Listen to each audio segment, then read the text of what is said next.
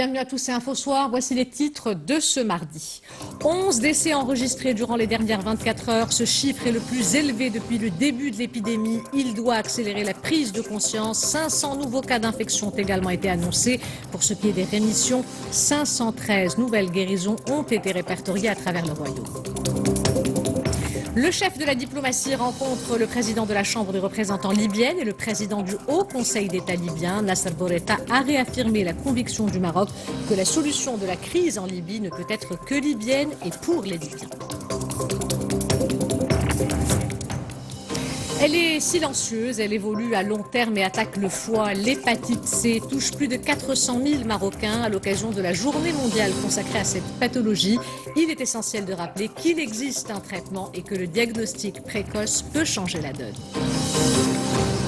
Après plusieurs mois de confinement durant lesquels les musées du Maroc ont été fermés au public, l'heure est à leur réouverture. Ils ont ouvert leurs portes hier en garantissant toutes les mesures sanitaires et le respect des gestes barrières. Exemple à Dar Sidi Saïd à Marrakech.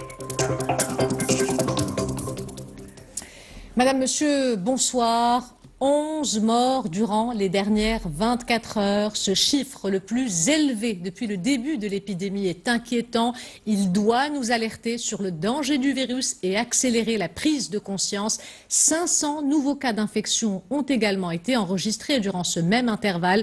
Pour ce qui est des rémissions, 513 nouvelles guérisons ont été annoncées et nous reviendrons dans un instant sur le point de presse du ministère de la Santé.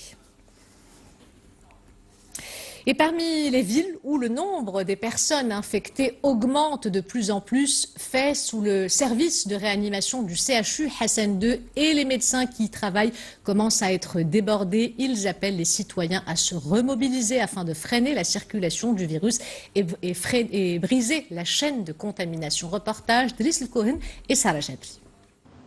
Unité de réanimation Covid au centre hospitalier universitaire Hassan II de Fès.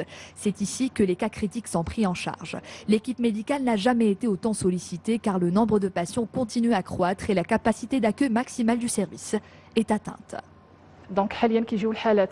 Notre service accueille chaque jour 3 à 4 cas critiques pour qui la ventilation non invasive ne suffit plus et qui ont besoin d'une ventilation artificielle. Les personnes âgées ou celles avec des antécédents médicaux ne sont pas les seules concernées. Toutes les tranches d'âge le sont.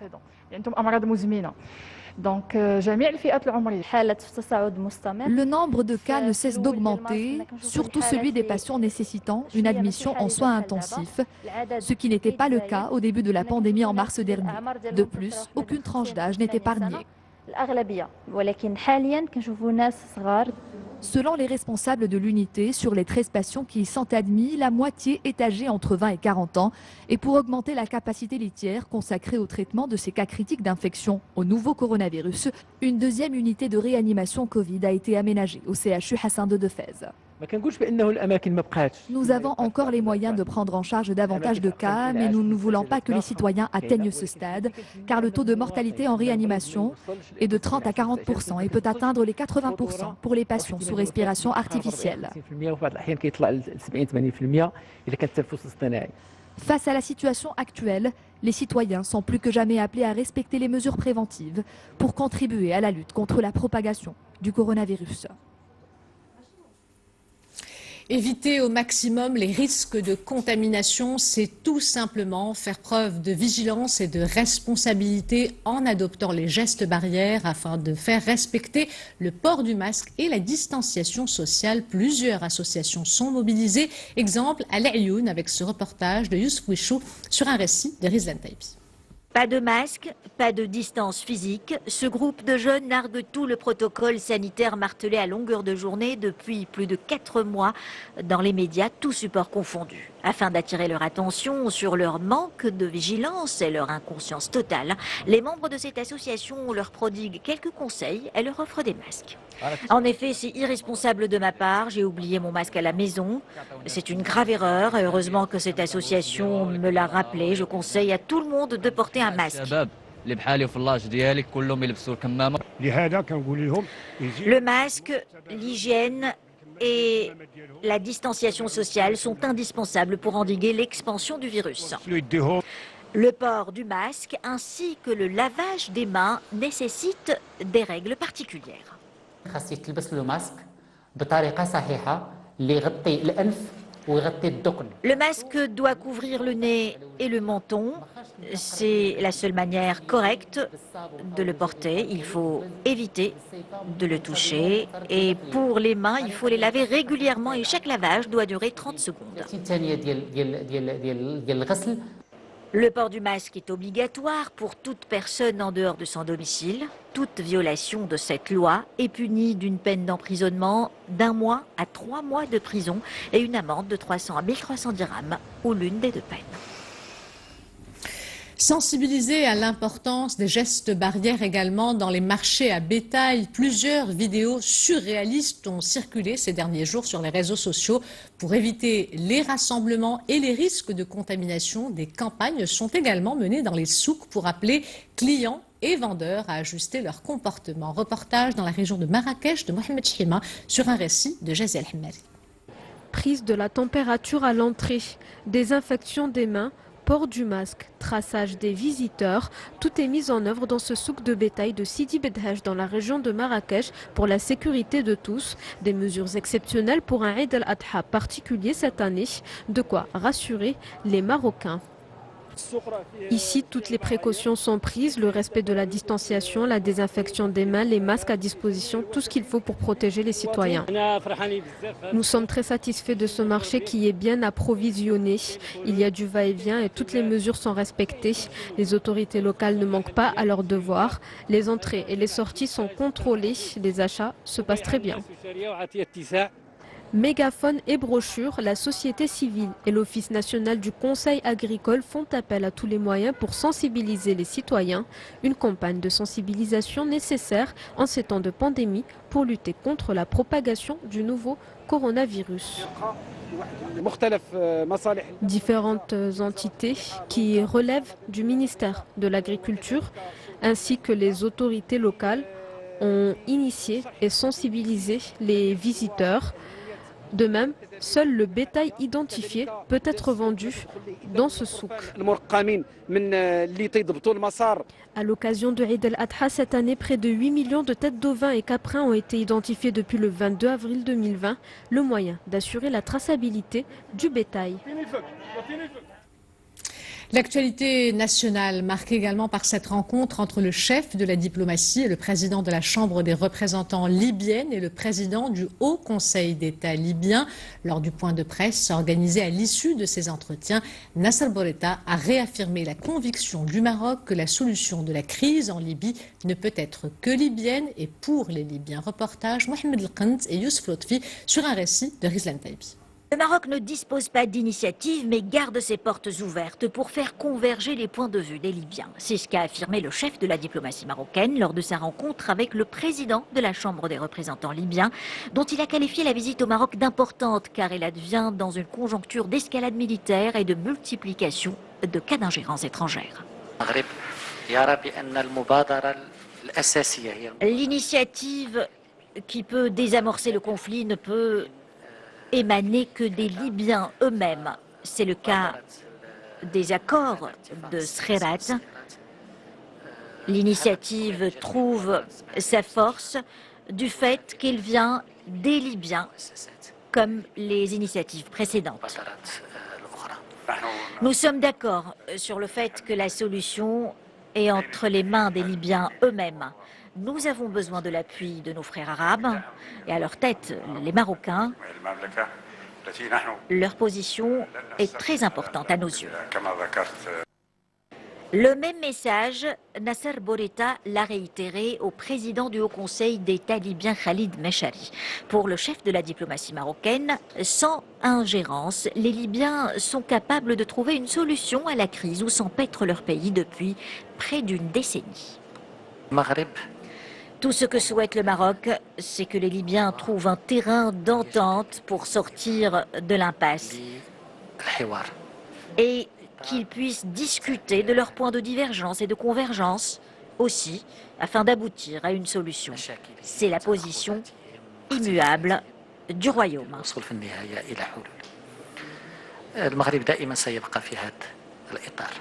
Il y a eu une période de gel total des tractations. C'est ce qui nous a poussé à tenter de trouver une solution. Nous, au sein du Haut Conseil d'État libyen, nous sommes convaincus que la solution ne peut être conçue que par les Libyens. Nasser Bourita a également affirmé aux deux responsables libyens que le Maroc suit avec préoccupation la situation dans ce pays où le problème des réfugiés et la prolifération des armes menacent la Libye, mais aussi tout le Maghreb arabe et l'Afrique du Nord. Elle a été lancée il y a un an, presque jour pour jour, sur instruction royale. La commission chargée d'élaborer le nouveau modèle de développement a débuté ses travaux il y a un peu plus de 7 mois. Sa mission, opérer un diagnostic et proposer un modèle de développement à même d'inscrire le royaume au rang des pays avancés. Alors, les défis de la commission spéciale sur le modèle de développement, c'est le thème de notre capsule spéciale Fête du Trône de ce soir. Mamadou Diaye. C'est un des projets majeurs qui ont marqué l'année 2019, la mise en place d'une commission chargée d'élaborer un nouveau modèle de développement. Une vision royale dont la mission est de dresser un diagnostic de la situation actuelle, mais également de dessiner les perspectives visant à inscrire le Maroc au concert des pays avancés. L'équipe de la commission spéciale dirigée par Chakib Ben Moussa est un univers hétéroclite composé de personnalités issues de différents secteurs de la vie sociale, politique, économique, culturelle et environnementale du royaume. Un projet qui a enregistré une adhésion populaire.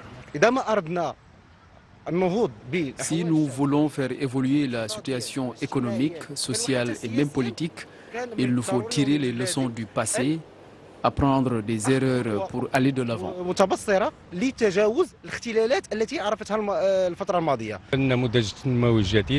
nouveau modèle de développement est une perspective pour le Maroc. C'est un mécanisme qui va permettre aux citoyens d'exprimer leurs attentes et les difficultés auxquelles ils font face.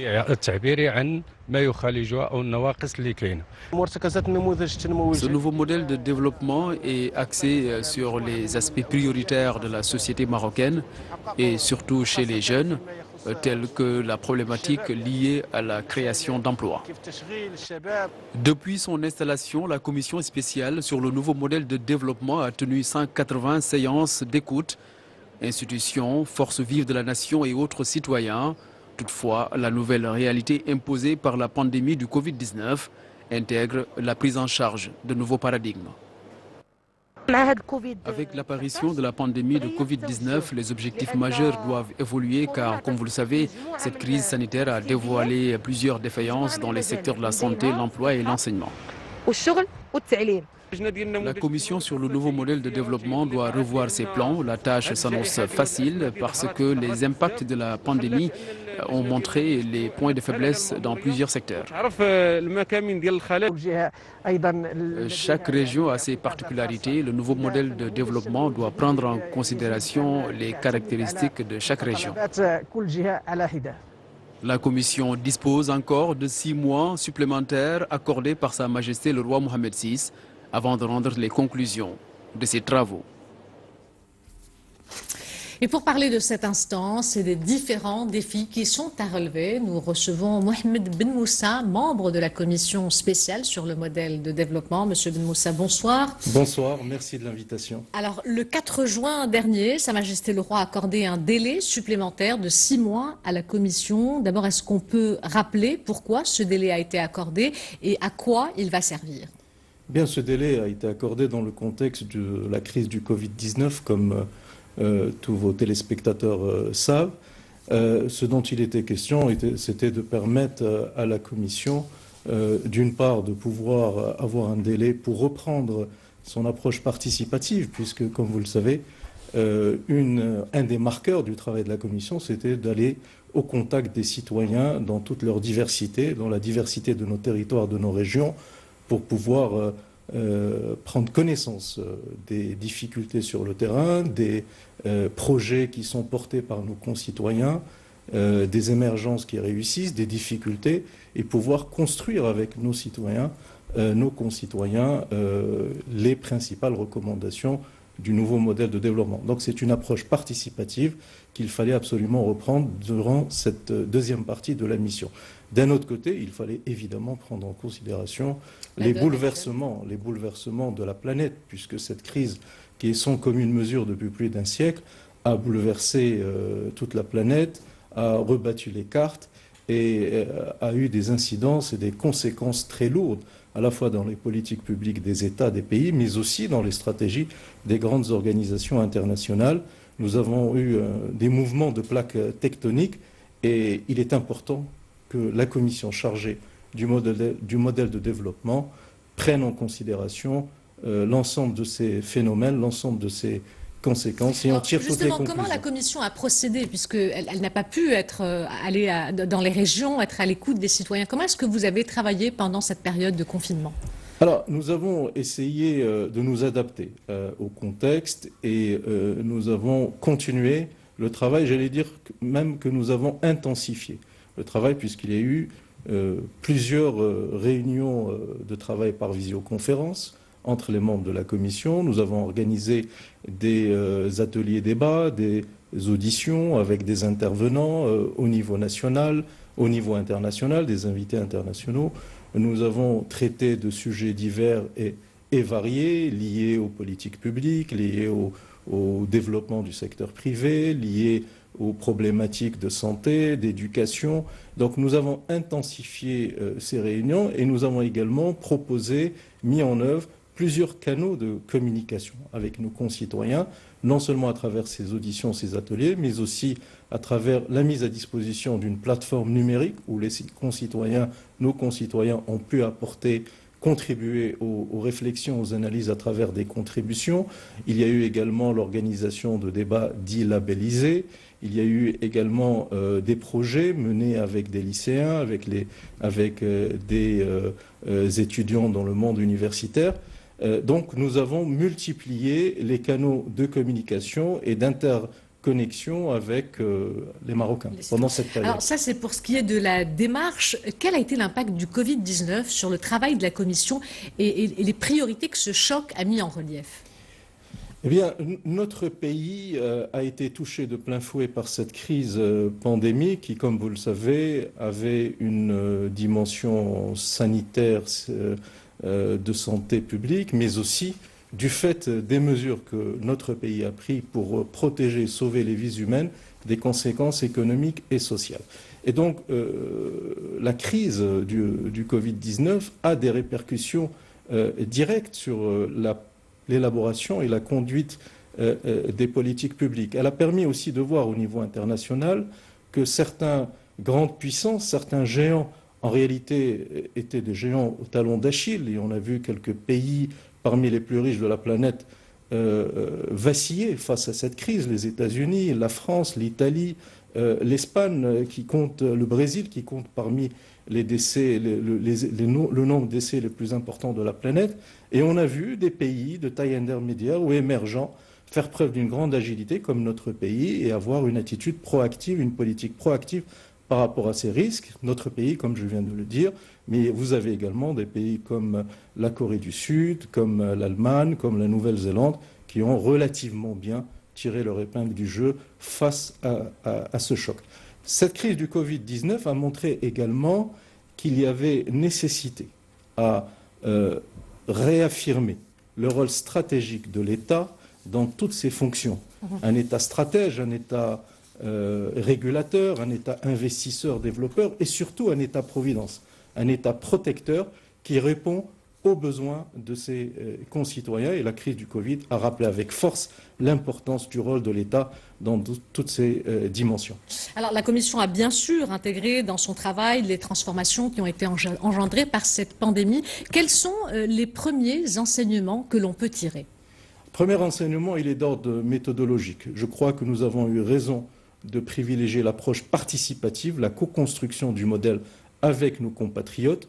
Nous allons, premier enseignement, renforcer cette approche participative et nous pensons que le nouveau modèle de développement doit être pensé avec les Marocains, pour les Marocains et doit être au service des Marocains. Deuxième enseignement, nous avons constaté et nous travaillons sur ces problématiques qu'il y a dans notre pays un certain nombre d'acquis, un certain nombre de réalisations dont il faut s'enorgueillir au niveau des libertés publiques, au niveau du développement économique et industriel de notre pays, au niveau des investissements infrastructurels, au niveau de notre diplomatie qui est portée par Sa Majesté et qui permet à notre pays d'être un acteur clé dans la région, le continent et sur le plan international, avec un soft power spirituel très fort en Afrique subsaharienne.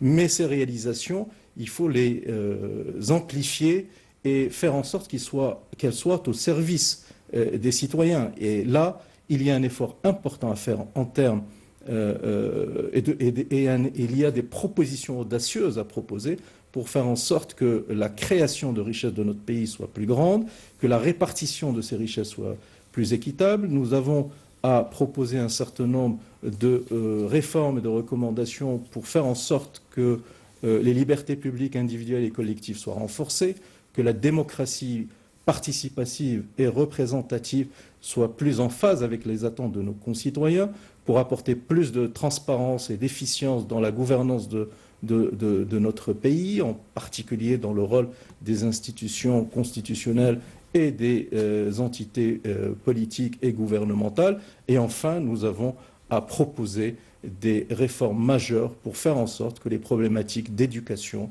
de santé, de respect de l'équilibre environnemental, de développement des technologies d'avenir, des secteurs industriels de pointe, des grands métiers, des grandes filières qui sont au service du bien-être des citoyens, soient au cœur du nouveau modèle de développement.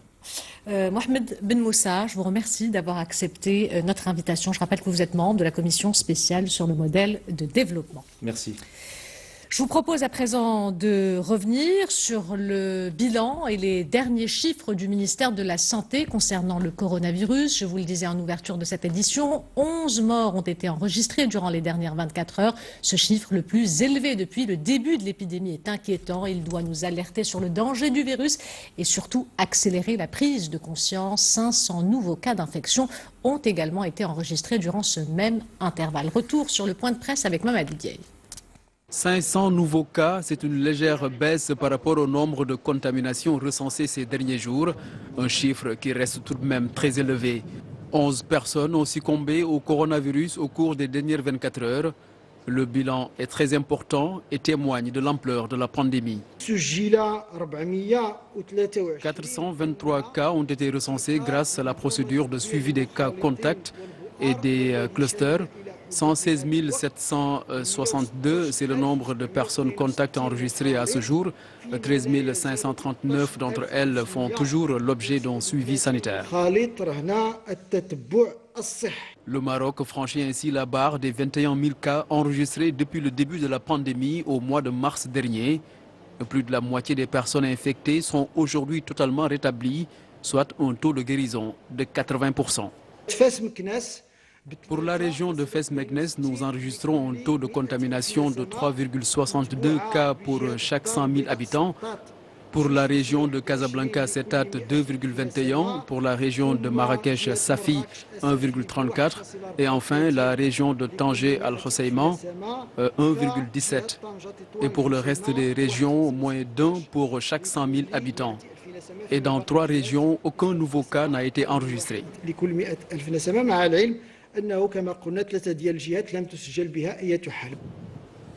165 nouveaux cas ont été recensés dans la région de Casablanca-Setat, suivi de Fès-Meknès avec 161 cas. Et selon les autorités sanitaires, 68 personnes diagnostiquées positives au Covid-19 sont dans un état grave. C'est une maladie silencieuse qui évolue à long terme et qui attaque le foie. L'hépatite C touche plus de 400 000 Marocains. À l'occasion de la journée mondiale consacrée à cette pathologie, il est essentiel de rappeler qu'il existe un traitement et que le diagnostic précoce peut changer la donne. Reportage Jihan Doublali et Mouloudi Zindine sur un récit de Jaziel Hemmadi. Ce patient consulte ce gastro-entérologue afin de faire un bilan ou diagnostiquer des maladies souvent silencieuses, parmi elles les hépatites, dont l'hépatite C. Inflammation aiguë ou chronique du foie, cette pathologie est à l'origine de 5000 décès au Maroc chaque année. Les virus de l'hépatite B et C sont problématiques car ils causent une inflammation du foie, pouvant entraîner des hépatites aiguës comme des hépatites chroniques. Pour l'hépatite A, ce virus est très présent au Maroc et se transmet à travers l'eau ou la nourriture. Enfin, l'hépatite E ressemble beaucoup à l'hépatite A et commence à se répandre. Près de 70 millions de personnes dans le monde sont affectées par l'hépatite C. La gravité de celle-ci est variable et peut aller d'une forme bénigne à une maladie infectieuse et grave à vie. Il existe cependant des traitements si la maladie est détectée rapidement. Pour l'hépatite B, il existe un vaccin qui est obligatoire chez les enfants, ce qui a contribué à la baisse de l'apparition de cette hépatite. L'obstacle que l'on rencontre ne réside pas dans le traitement ou le vaccin, mais dans la recherche du virus chez les personnes afin de les soigner avant l'apparition des symptômes. À l'occasion de la journée mondiale contre l'hépatite célébrée ce 28 juillet, l'association de lutte contre le sida rappelle que l'accès au traitement au Maroc permettra de sauver plus de 71 000 vies et prévenir 140 000 nouvelles infections d'ici 2050. Après plusieurs mois de confinement durant lesquels les musées du Maroc ont été fermés au public, l'heure est à leur réouverture. Ils ont ouvert leurs portes hier en garantissant toutes les mesures sanitaires et le respect des gestes barrières. Exemple à Dar Si Saïd à Marrakech, le musée national du tissage du tapis qui offre à ses visiteurs une merveilleuse promenade dans l'histoire du patrimoine et de l'artisanat marocain. Ce sont des images de Mohamed Chima commentées par Samia Harissi. Le musée national du tissage du tapis ouvre ses portes après plus de 4 mois de fermeture, en garantissant une expérience muséale sécurisée dans le strict respect des mesures sanitaires.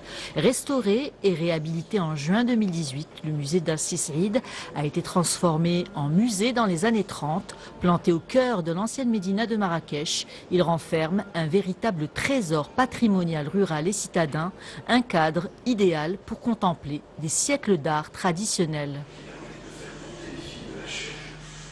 Le musée national du tissage du tapis Dar Si Saïd est l'un des premiers musées créés dans la ville de Marrakech. Il date des années 30. Donc c'est un musée qui a une collection à caractère régional et suite à la stratégie de la Fondation nationale des musées, il a été rénové. Et sa vocation est devenue purement dédiée au tissage du tapis. Une belle promenade en perspective pour les visiteurs de Marrakech et des autres régions du Maroc qui pourront ainsi se replonger dans leurs racines, mais aussi dans l'histoire du patrimoine à travers des collections uniques de tapis, de cafetans, de sacs, de bijoux et d'accessoires d'apparat féminin. L'écrin qui abrite ces richesses historiques appartenait à Si Saïd, grand vizir de Moulay Abdelaziz. Dar Si Saïd est un monument qui a appartenu à Saïd Ben Moussa, qui était ministre des Armées à la fin du 19e siècle. Un musée qui sublime l'artisanat marocain dans toute sa splendeur. L'essentiel des collections de Dar Si Saïd provient de la ville Ocre, mais aussi de la région de Tiansift, du Souss, du Tafilelt et du Haut-Atlas.